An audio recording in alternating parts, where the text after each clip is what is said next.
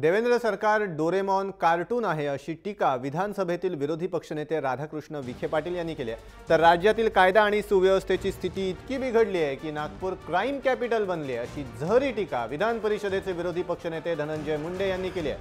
हिवाळी अधिवेशनापूर्वी फडणवीस सरकारला घेरण्याची संपूर्ण तयारी केल्यावर विरोधकांनी नेहमीप्रमाणे चहापानावर बहिष्कार घातला। त्यानंतर पत्रकार परिषदेत नोटाबंदीवरून सरकारला जेरी सांडण्याचे स्पष्ट संकेत दिले। आता एक कार्टून सिरियल चालू आहे डोरेमॉनची त्यासारखा एखादा चमत्कार घडून लोकांची दिशाभूल करण्याचा प्रयत्न करायचा।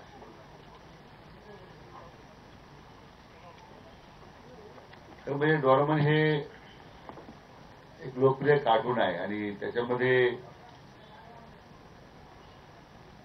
सरकारने जनतेचा त्याने नोबती केलेला आहे। नोबती कॅरेक्टर त्याच्यामध्ये की प्रत्येक वेळी संकट आलं म्हणजे त्या डोरेमॉनला त्यांनी बोलवायचं, नोबिताला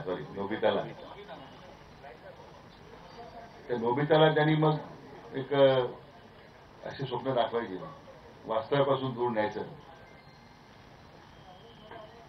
प्रत्येक वेळी संकटामध्ये ज्या पद्धतीने डोरेमॉन आपली या ठिकाणी पोचटून एखादं नवीन गॅजेट काढतो आणि त्या गॅजेटच्या आभासी वातावरणाला वास्तविकतेपासून लोकांना कोसदूर घेऊन जातो, अशा सरकारची अवस्था आहे, अशी महाराष्ट्र शासनाची अवस्था आहे। तरी राज्याच्या मुख्यमंत्र्यांना ज्यांच्याकडे घर खातं आहे, आज कायदा आणि सुव्यवस्था या राज्यातली व्यवस्थित सांभाळता येत नाही, हे महाराष्ट्रानं पहिल्यानं फार मोठं दुर्दैव आहे। आज नागपूरच्या बाबतीमध्ये आपल्याला रोज एक घटना ऐकायला मिळते। राज्यातलं नेक्स्ट कॅपिटल म्हणून नागपूरची ओळख आहे,